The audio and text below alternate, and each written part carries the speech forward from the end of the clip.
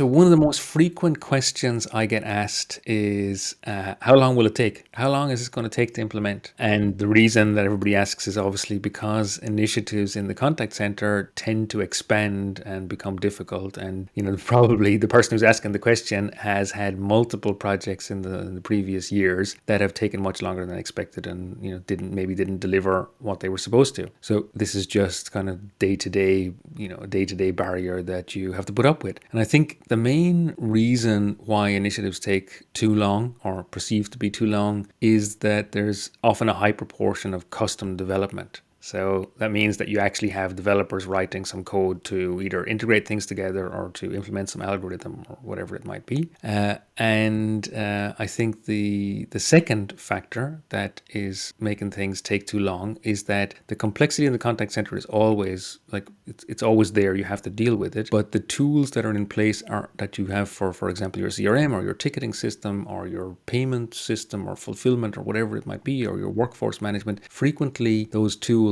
or the channels that you add, like WhatsApp or whatever you may be using, like chat, frequently they actually are quite superficial. And what I mean by superficial is they have a lot of settings, but they only have settings. So as soon as you need to make them work in your overall processes, you immediately hit a pretty severe, you hit a wall basically. It's like, it's not even a barrier. You just have difficult, like some of the things you want to do are not possible or are so difficult that you have to get back to the first point, do a lot of custom development. And the problem with this is that the most expensive resources in the software industry are developers and DevOps people. If you're going to do custom code, even small bits of code, both of those resources are going to be involved. They're the hardest people to recruit, almost impossible to find. And for the foreseeable future, that's going to remain the case, right? It's not like it's going to get easier because there's more and more software is taking over the world and it's needed. Digitalization is everywhere. And that's why I think one question to ask yourself when you're starting an initiative, like any initiative really, where there's some technical element to it, is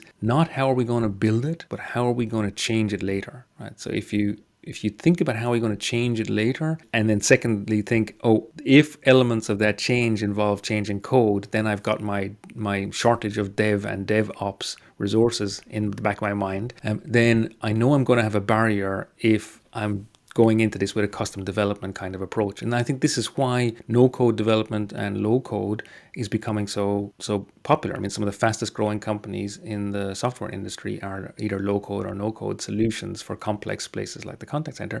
And there's a reason for it, of course, is that we're in a dilemma. We're all sitting in a world where it's going to be increasingly difficult to get these resources, to keep them, and to have them maintain the complex systems that we need to contain the processes that we actually have to manage day to day. And so this is not going to go away. And I think thinking about that, how am I going to maintain it? Or getting to the bottom of that question is going to help really with coming up with the right architecture.